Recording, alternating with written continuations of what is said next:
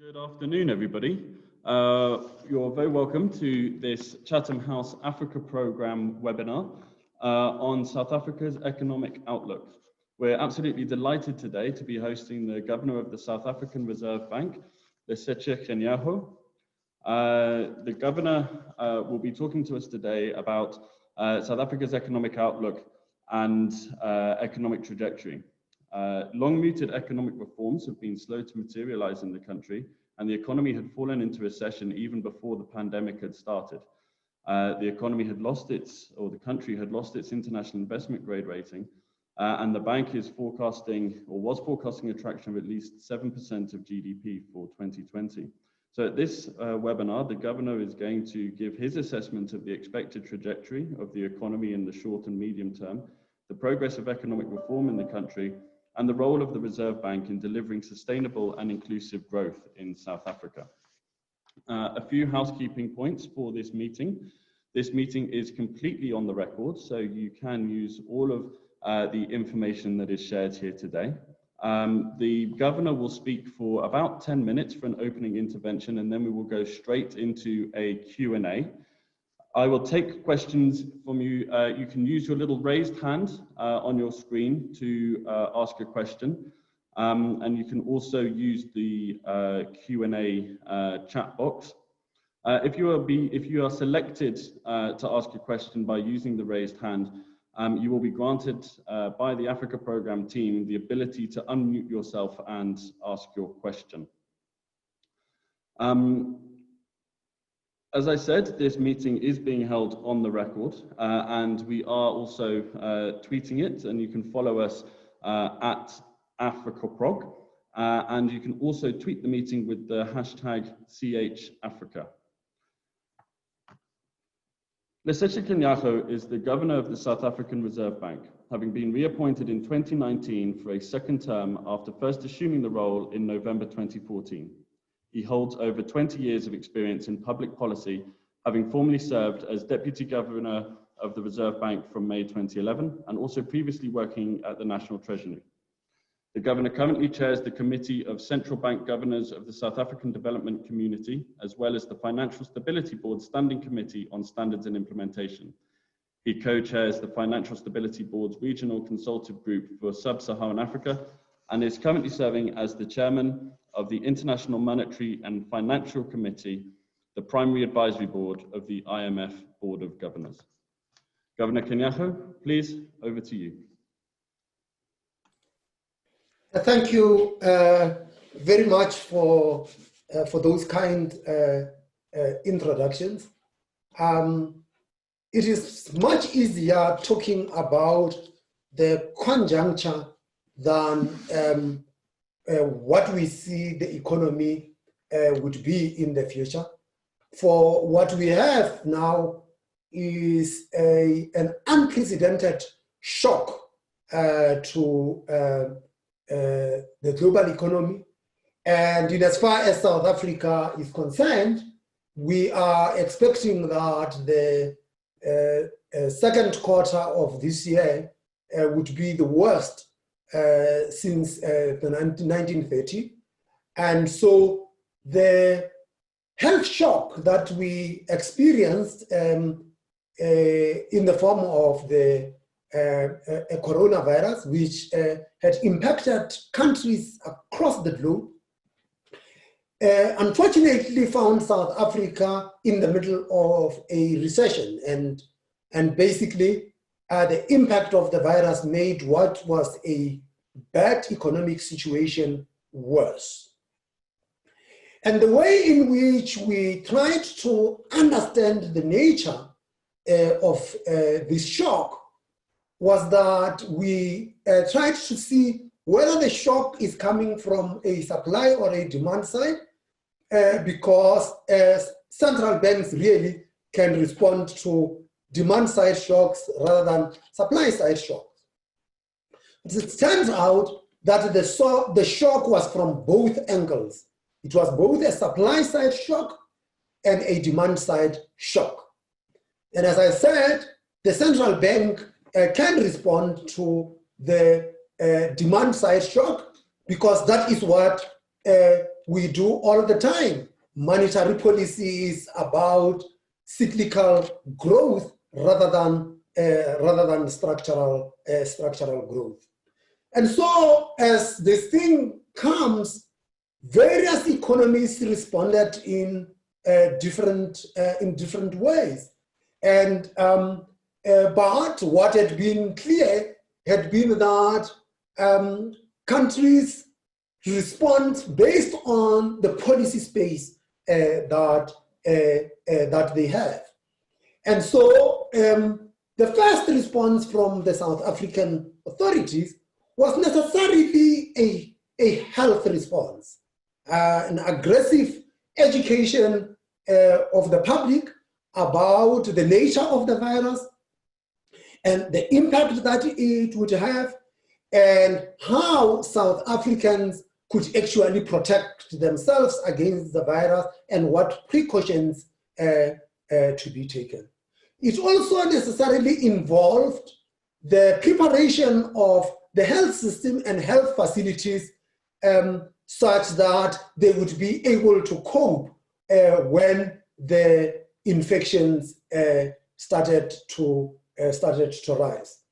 Yes, infections did rise, and but the manner in which they had evolved, it seemed like that the measures that had been taken had succeeded in mitigating the adverse impact on the health system, and that the health system had been able to cope with the extent of the infections in the South African economy. That had come at a cost, because in the quest to protect people against the infections, the step that was taken was consistent with what we have seen elsewhere in the world, which was to take the country into a lockdown. And so when the country went into a lockdown, in the context where you had an economy that was already in recession, it then meant that the nature of the shock is going to be more pronounced than it otherwise would have been. The fiscal authorities responded with an adjustment to the fiscal stance, including accommodating the fact that tax revenue had fallen below budget, and that was captured in the tabling of a supplementary budget that the Minister of Finance presented. Today, I am not going to speak about all of those other responses. Today, I am going to speak to you about what were the responses of the monetary authorities, that is, the South African Reserve Bank. Our response was fivefold. Firstly, is that we did what we are fully in control of, which is to make borrowing and lending decisions via the interest rate mechanism. So we lowered interest rates. And in the period from March to July, we lowered the policy rate by a cumulative 300 basis points. And that was actually quite significant. And so we had been lowering rates consistently from January until July at each one of our policy meetings. And the total of that was 300 basis points. Well, if you take that and you compare it to what other emerging markets have done, you will find that emerging markets have adjusted policy rates with a median of 100 basis points. So South Africa is above that median because we adjusted the policy rate by 300 basis points. And with that, it meant that the response of the Reserve Bank was not just speedy and aggressive, but was also unprecedented historically when we look at our own history. The repo rate is now at its lowest on record and below zero in real terms. The second response from the South African Reserve Bank was, of course, that we provided liquidity. We made liquidity abundantly available to banks through a range of facilities, in addition to our usual repo auctions, which take up peaking at 83 billion rand in March and ticking. The third response was that we provided regulatory relief to the financial sector to help maintain the flow of credit in the economy, despite the temporary payment problems for firms and households caused by the COVID-19 shock.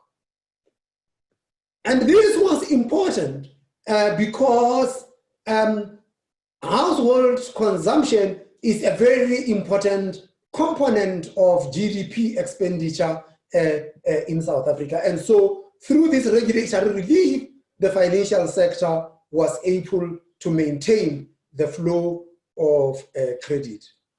And fourthly, we offered funding for small to medium-sized enterprises, starting with 100 billion rands with an option to scale up to 200 billion rands over time, or some 4% of GDP. To be clear, this facility is actually a national treasury facility, for they are the only ones with the skin in the game. They are the underwriters of this scheme, which means that they assume the biggest losses. So the banking sector will assume 6% of the first loss, and the other 94% will then come to the treasury. The scheme is, if you compare it internally, it is in line with many others around the world, which had been varied depending on country circumstances. But behind all of these schemes is that you had a treasury that stood behind the scheme. The fifth and last response was that we have been buying government bonds in the secondary market to improve market functioning. The total of the new purchases now stands at just around 30 billion rand, which is an increase in our bond portfolio from pre-crisis levels. Again, this is comparable to purchases by other emerging markets. To be clear, we decided to embark on a bond purchase program not because we do not like the price in the market and thus are trying to manipulate the prices in the bond market, but rather we did it because there was a dislocation in the market, and because of that dislocation in the market, we were duty bound to step in and make sure that the market continues to function. And why is it in the interest of the Reserve Bank to have the bond market function? Firstly is that the execution of our monetary policy is actually driven by a collateral system, and that collateral system has to be priced in the market. And if the market is not functioning, it means that we will be taking collateral for which we do not know what the actual value is. Secondly, is that we also run the auctions for the government. Government funds itself in the bond market, and for the government to pay a fair market price at the auction, they must know what the price in the secondary market is. And if you had a secondary market that is not functioning, that would mean that government would be funding at rates that probably might not be reflective of the true price of debt in the market. And again, as I said, this was comparable to what emerging market peers have done. Now that had been our response. Based on all of this, we, at the previous policy meeting, presented a forecast that says that we expect growth to contract by 7.1% during the course of this year, with a recovery next year to just over 2%, and trying to go beyond that is really a forecaster's a nightmare, because there are so many moving parts and so much uncertainty. And with that, you also have to take account of the fact that the statistical agency, Statistics South Africa, had to make adjustments to some of the figures that they had released with respect to inflation, and I would expect that they will do the same with respect to GDP compilation, because survey respondents were simply not there to respond to the statisticians. So with that, Chris, let me then take it there and conclude then by saying that as we assess and we look forward, and I've pointed this growth outlook of just 7.1% contraction this year, recovering to just over 2% next year. So in that period, that forecast period up to the end of next year, inflation is not a problem. We do not see inflation as a problem. And that means that we have got the policy room as a central bank to deploy our tools and respond as necessary should the nature of the shock turn out to be worse than what we had actually captured in our forecast. So let me just round this thing up and say that the nature of the shock was, we have seen the shock as initially a health shock. That health shock led to an economic shock that was both a supply and a demand side shock. There was a response from the fiscal authorities. There was a response from the monetary authorities, which I spelled out today, and the nature of the response is comparable with what we have seen peer countries actually doing. And with that, let me turn back to you, Chris, and take questions.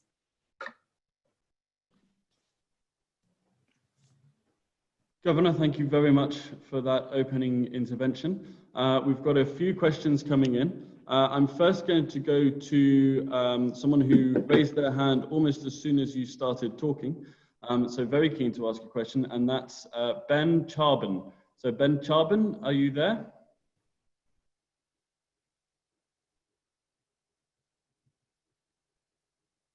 Ben. Hello. Hi, yep, Ben, thank you. Hello. Can you hear me?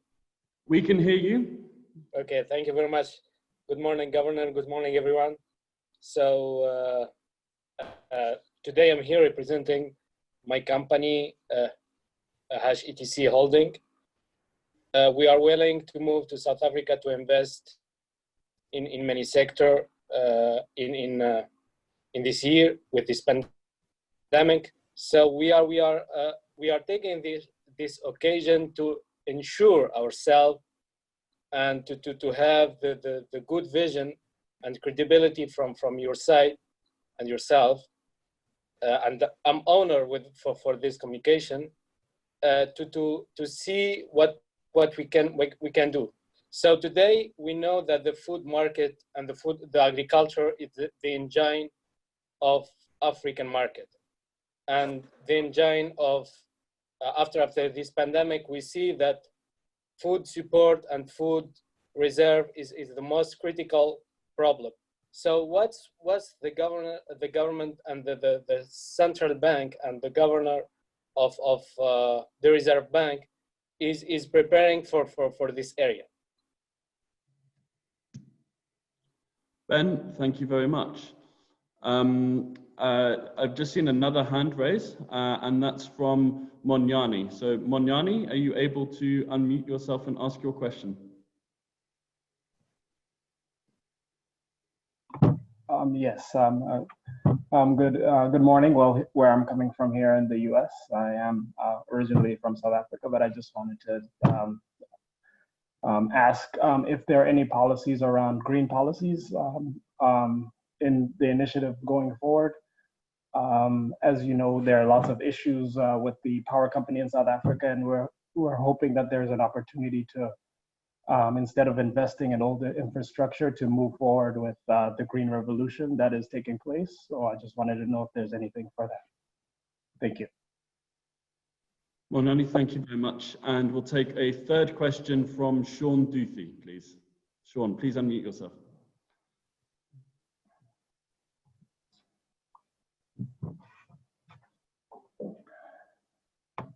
Hi, Chris. Hi, Governor. Thank you very much for taking my question. My question is regarding the heavy push in the ANC to nationalize the Reserve Bank. Now, it's on the back burner for now, but I'm just curious on the Governor's thoughts on, does he see this as a major risk for the future of the Reserve Bank in South Africa? And do you think the idea of nationalizing the Reserve Bank, is it a positive or a negative for South Africa's economy? Thank you very much. Okay, Governor, we've got 3 questions for you there around food support, green policies in recovery, and the question of nationalization of the South African Reserve Bank, please. Thank you very much for those questions. Food is a very important issue, and for South Africa, is the agricultural sector is actually a very important sector, with backward and forward linkages, and backward into both backward and forward in manufacturing, because manufacturing supplies inputs to the agricultural sector, but also the manufacturing sector also processes that. The policies with respect to food security and agriculture are the preserve of the executive. The central bank is not in that space. We do, however, constantly watch this. And why do we have an interest in what is going on with food? Food prices are a very important driver of inflation in South Africa, and so we watch very closely developments in the agricultural sector and the outlook for the agricultural sector, what it means for future food prices, and how they actually feed into inflation. But we are not involved in any of the support or the production thereof. Munyani, the question of green energy and green policies, government does have that policy. It is again the preserve of government with respect to these green policies and energy. But what is it that the central bank is doing? The South African Reserve Bank is part of a central bank network called the Network for the Greening of the Financial Sector. And we're grappling with these things there.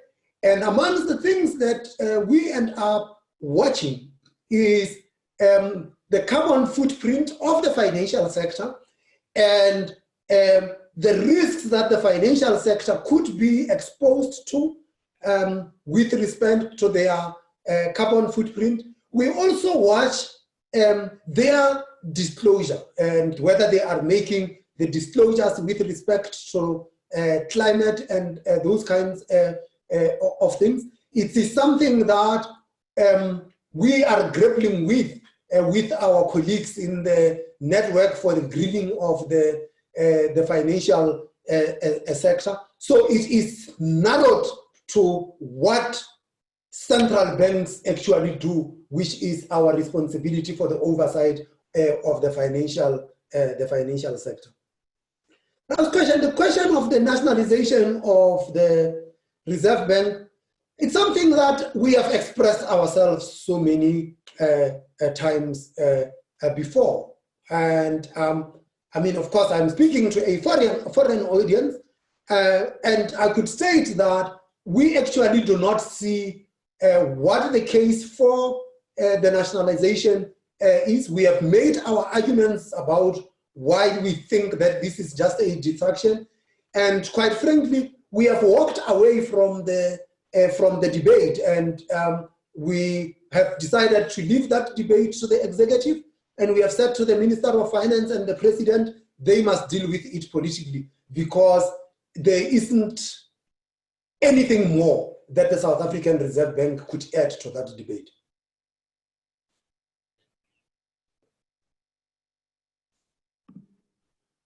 Governor, thank you very much. I'm going to take another 3 questions from the raised hand function. We have 3 just raised.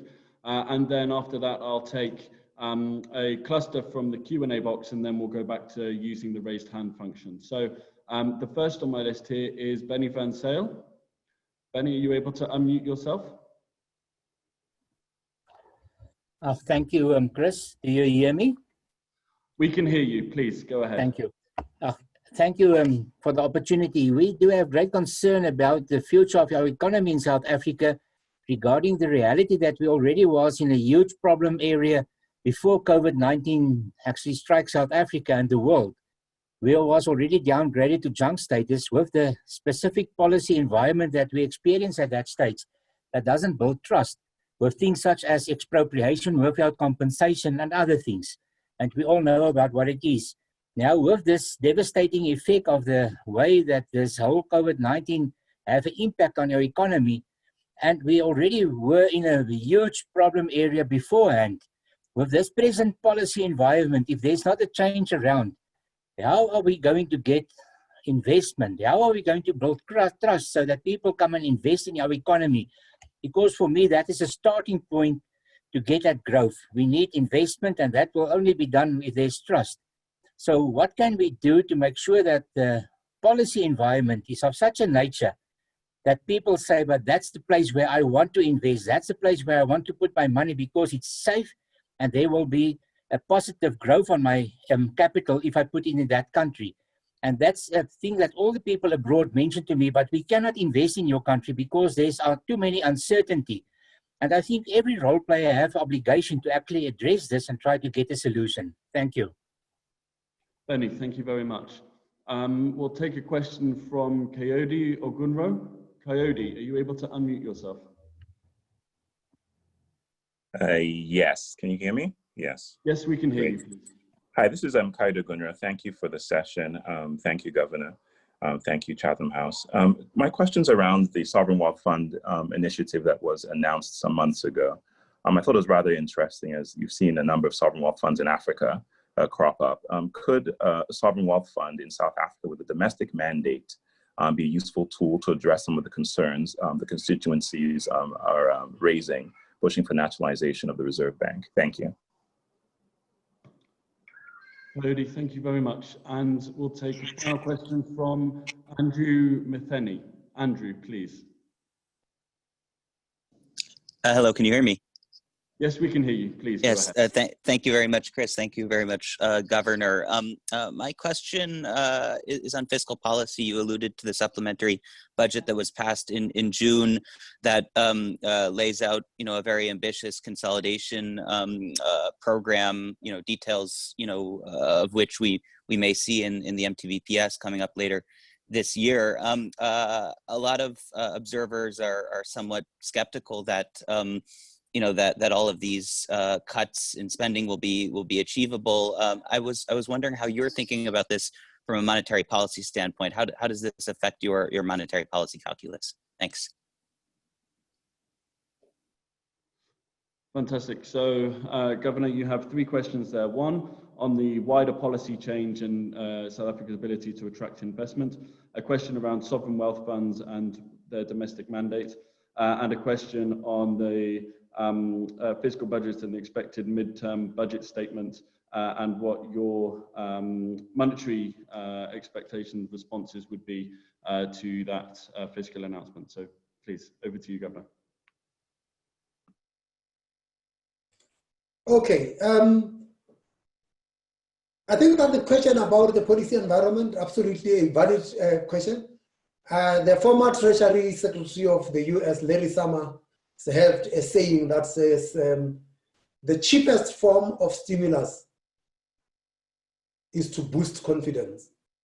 And so once you get confidence going, half of your job, if not more, has been done. So you've got to get confidence going, and we are going to have to restore, in this era of COVID, not just business confidence, but also consumer confidence, and that you have got to be providing certainty.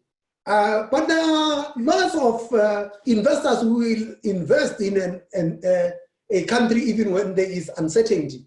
But if they have to invest in a country that has got uncertainty, that means they are going to price you accordingly, and they would require some excess returns because of the uncertainty. So absolutely right that you must get certainty and get confidence going, and that sets the basis for investments.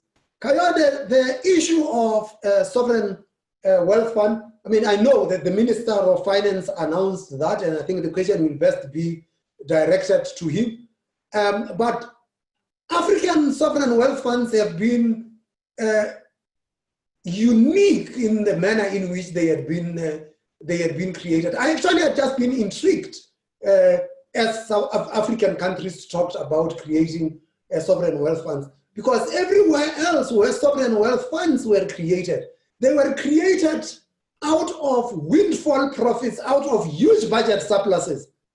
And it just intrigued me that many African countries talked about creating sovereign wealth funds and they were running deficits. And let me leave it there and leave it to you to then judge and make the assessment. The last question about fiscal policy and how we think about it, we do not comment about fiscal policy in the same manner that they do not comment about, the Treasury does not comment about monetary policy. How it fits through into the monetary policy process is that the fiscal stance is a very important determinant of the future debt trajectory, and thus has an impact on the country risk premium, and the country risk premium gets into our neutral real rate, policy rate. So that's how we think about it, but it is not for us to comment on the appropriateness or otherwise of fiscal policy. That is for the Treasury, and we are very appreciative that they too return the favor and do not comment about monetary policy.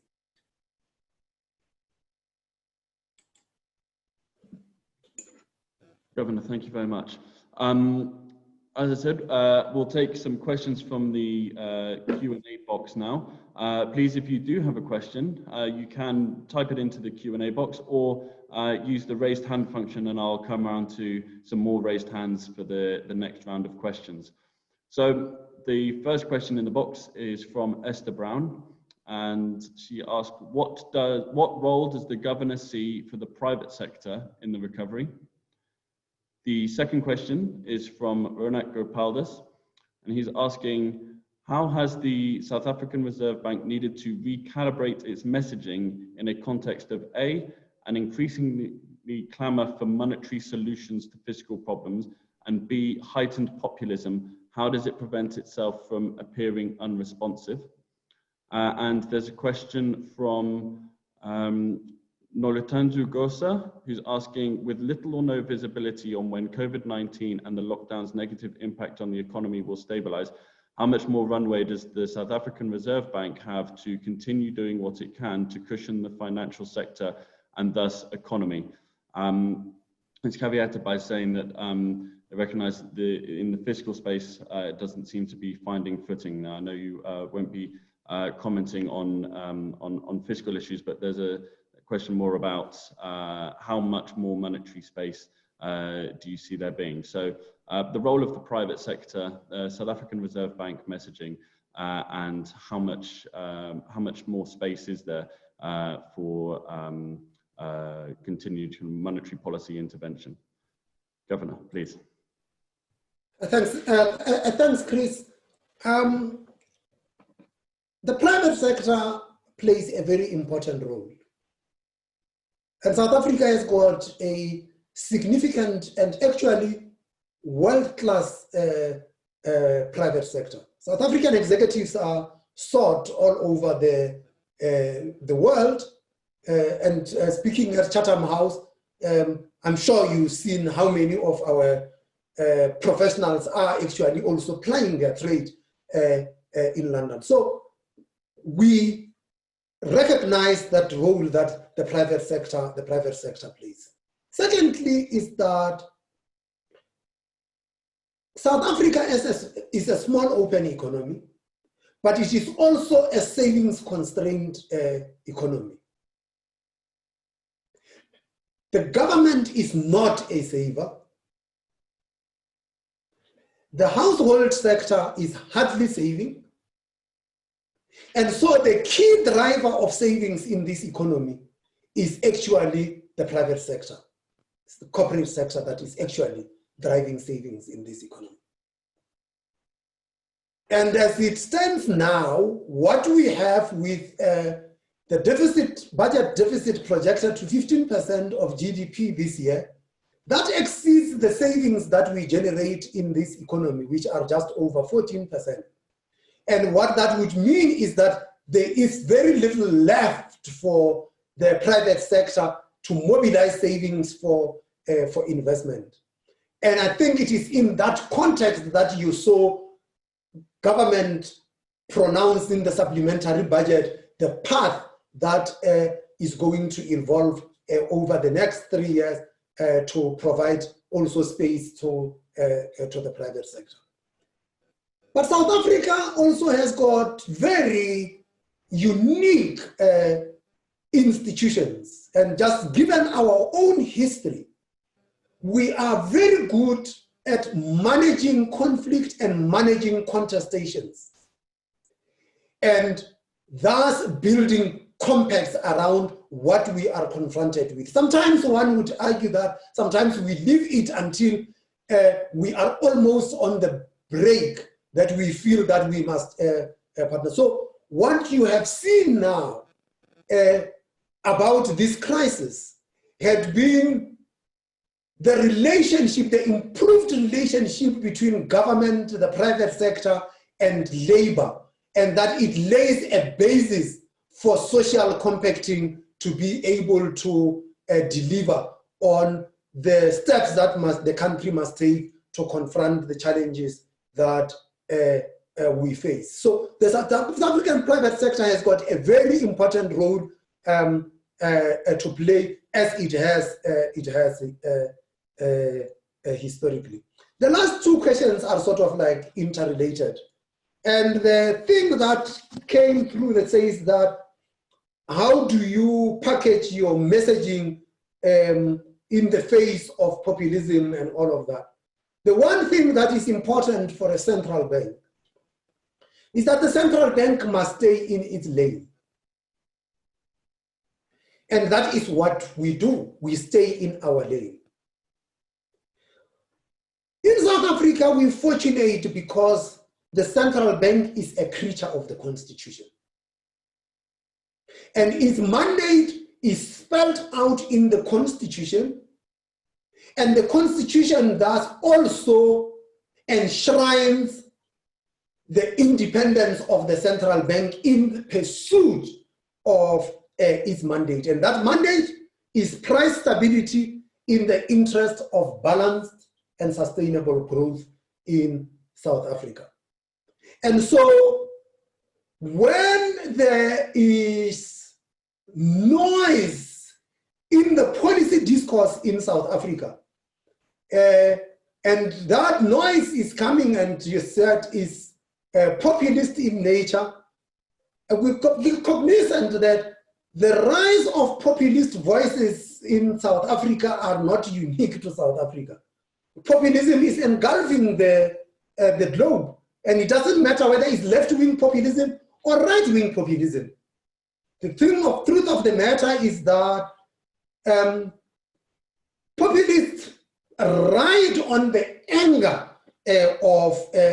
and disenchantment of people. And what is important is that those of us who run institutions that are creatures of the Constitution, we have got to live true to what society has tasked us with. And in this juncture where we have to live with what society has tasked us with, there is an increasingly worrying trend globally about society's unrealistic expectations of what central banks can do.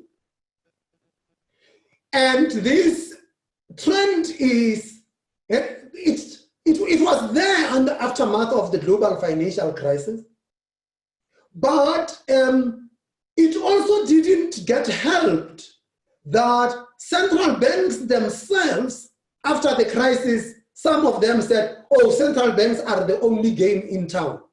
Because you see, once you are the only game in town, everybody expects everything from you.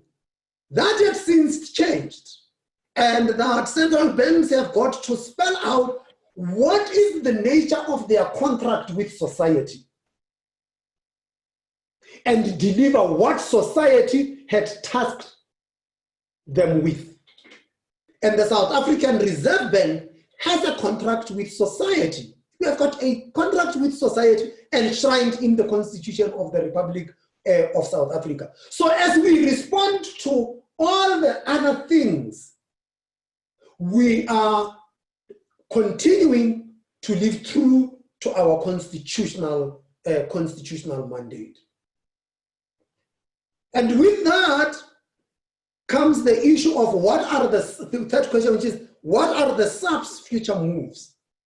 And the first SARB's future moves have got to be consistent with the pursuit of that mandate, even in difficult circumstances that we face. To be clear, we are a flexible inflation targeting central bank. And that means that when there is a shock, we see through the shock if it is a supply side shock.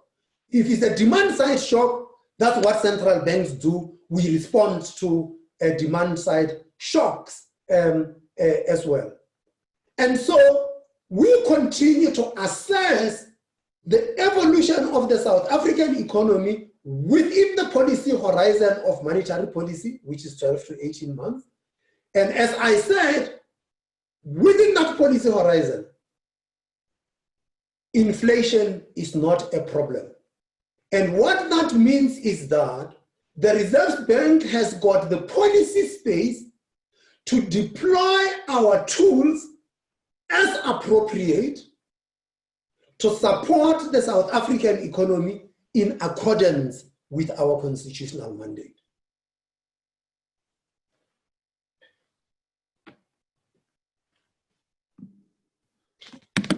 Governor, thank you very much. We've got a couple of hands raised and a few questions in the chat box, but if I might take my chair's privilege just to ask a quick follow-up question on that point that you're making there of the role of the Reserve Bank in responding to demand-side shocks and inflation targeting. One of the things about the South African economy is that despite high volatility in the rand, this hasn't really translated into significant inflation. And in fact, inflation has been between kind of 4 and 6.5% for nearly a decade, despite high volatility in the rand. So with the rand being there as a cushion for shocks in the economy, what could externals expect going forward over the recovery period for the rand?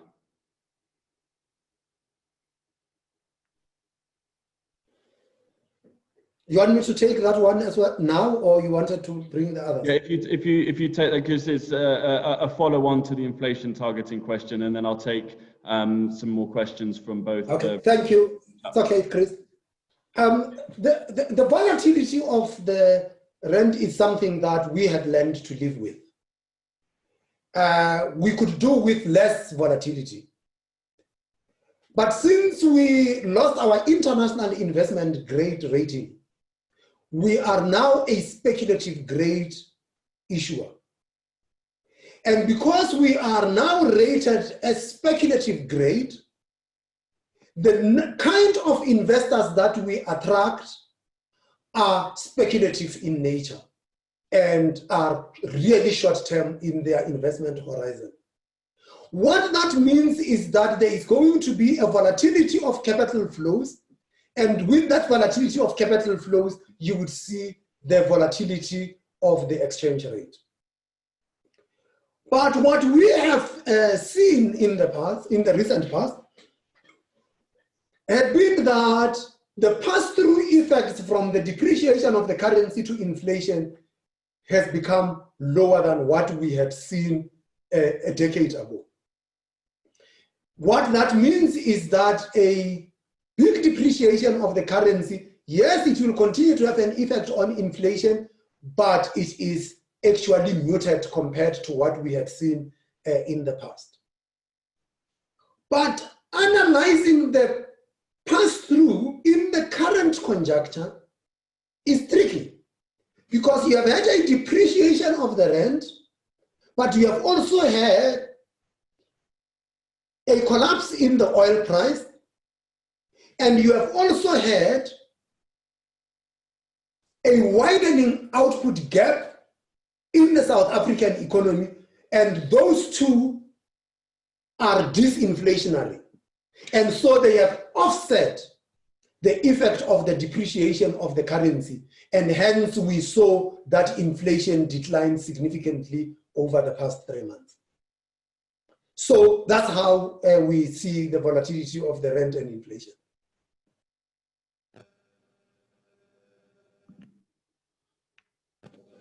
Governor, thank you very much. There was a question in the chat box, but a raised hand, but they've lowered their hand. So I'll take 3 from the. Oh, there we go. Silent Kitty, please ask your question.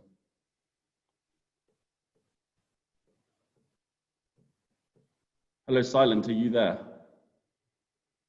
Looks like he has been silenced. Good afternoon, Governor and Chris. You love Bitcoin and blockchain, and it has actually massively disrupted the financial services. My question is, how have you engaged with the technology, and have you had the ability to collaborate with the private sector regarding blockchain and Bitcoin? Silence, thank you very much. Ben Charbon, I know that you had your hand raised again, but you have already asked a question at the beginning. So I'll take a few more from the chat box here. And we've got from Brian Fierstein. Has the South African Reserve Bank reevaluated its timeline for banks to implement the Basel III guidance? And a question from Antoinette Sala. In which sectors is the funding for SMEs and at what interest rate? So there's a question there around the use of technology and blockchain, a question on a very specific question around the timeline for the implementation of Basel III, and a question referring back to your initial comments, asking about the funding for SMEs and at what interest rates. So Governor, please. Okay, let me start with the last two. The Basel III guidance that we had provided for the banks in terms of IFRS 9, we had said that it would be in place until we have noticed the banks. We are cognizant that when you notice the banks that now you must do according to the rules, not according to the guidance, they will need time to restore that. So it will not be an abrupt overnight thing. The funding for the SMEs in terms of that scheme, it is across all the sectors. We have not restricted it to any sector. The only criterion is that it is that they must have a turnover of less than 300 million rand, and the scheme is currently funding at prime. That is what the banks have committed to. Silence, the issue of Bitcoin and blockchain. We distinguish between two things. Bitcoin is a crypto asset, and there are so many crypto assets out there, and they can go on. We have looked at the underlying technology, which is the blockchain technology, and we tried to look at the use of this technology. We, as part of our innovation hub, embarked on a project with the private sector players, technology players, telcos, and the financial sector industry. And we did a pilot that we called Project Coca, which we deployed in our national payment systems space. And we could demonstrate with this technology that we would be able to settle the whole day's trade within an hour using this technology. So we have proved ourselves that it is of good use. Just a little bit of marketing. The technology the pilot did win the award in 2018 of the best central bank blockchain pilot project. So we were very pleased with that. And we have got an innovation hub, which you are welcome to visit Silence with your ideas. And what we have in that innovation hub is a regulatory guidance unit. We have got a regulatory sandbox, and we also have an accelerated lab that you could go and test your ideas there. So we have embraced this thing, and we had decided that this thing should be left where it correctly belongs, which is the private sector, and that to the extent that we need to deploy this technology, we will partner with the private sector.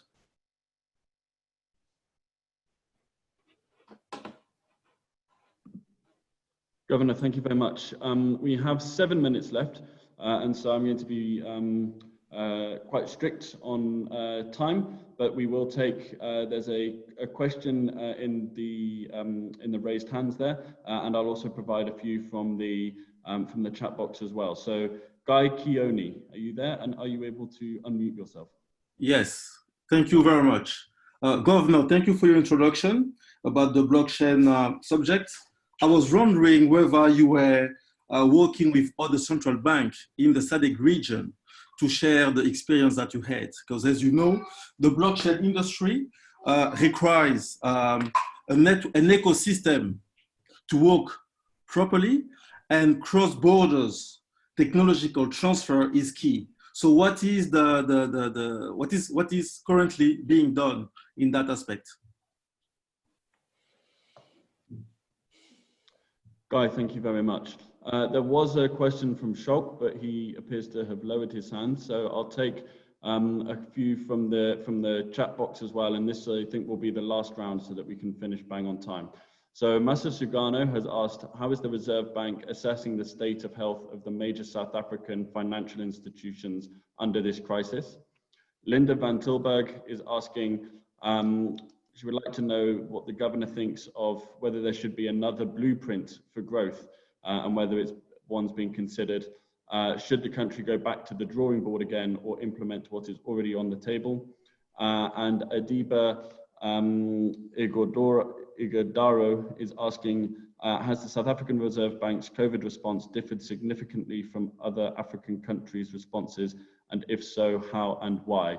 And I did quickly just see Shulk's hand come up and down again. So I don't know if he's there and wants to ask a question, and it hasn't come back up. So Governor, if you would like to take those final round of questions. Thank you very much, Chris. Sharing of the technology, I happen to also chair the Committee of Central Bank Governors of SADC, and we do share our experience with the governors there. But not only that, we also do run exchange programs with the SADC central banks and other African central banks to come to the Reserve Bank to see what we are doing. On a continental level,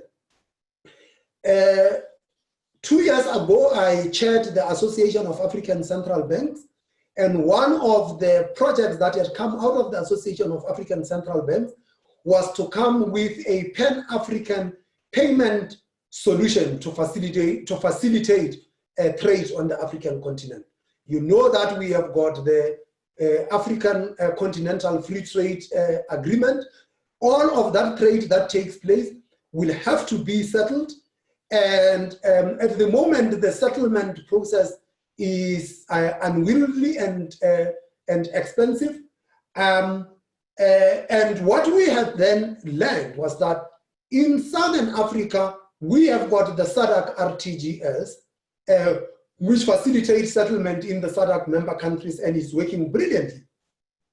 East Africa has got a similar scheme for East Africa. And West Africa has got a similar scheme for West Africa. And what we said was then the genesis of a Pan-African payment system would then be to get these three payment systems to talk to each other. So we are looking for interoperability of these schemes. And we have got our technocrats in the payment space working hard to make sure that this interoperability takes place. We're not going to wait for the interoperability of all three. The first two to move on, that is the basis on which we are going to move. There are a lot of opportunities on the continent that as Africans we should be taking advantage of, and the central banks are facilitating that by making payment systems more efficient. Blueprint for growth. Look, there is one thing this country does not lack, is our ability to generate plans. And we can generate plans. And every time we have got a crisis, we will find something not to like about the previous plan, and we think we must come with a new plan. Sometimes it is not that we have a crisis. Sometimes it just so happens that we have got a different leadership and they say that we want a different plan. As a central bank, we do not get involved. We don't get involved in the development of these plans. Whatever it is, if you are focused on the outcomes and you say we are going to deliver on those outcomes, that is what you should be measured on. What are the outcomes of whatever action that you say you are going to take? And I would leave there and not enter into any debates about whether this blueprint is better than this one. This is South Africa. There isn't a shortage. Everyone is coming with their own plan. The health of the financial sector. The South African financial sector is sound, is well capitalized, and has got ample and adequate liquidity. What has enabled us to respond to this crisis is precisely because the financial sector in South Africa had been so well capitalized and had capital and liquidity buffers. And because we had capital and liquidity buffers, we allowed the financial sector to be able to dip into their buffers without compromising their capital adequacy because they had all of these buffers. It is the strength of the South African regulatory space. Getting into the 2008 global financial crisis, we as a country, South Africa, was having a financial sector that was well capitalized, that had buffers. In 2008, we didn't have to dip into those buffers. The crisis this time around is so deep that we had to dip into the buffers. But even after dipping into the buffers, the sector will still remain adequately capitalized, and it has got liquidity to be able to withstand this shock.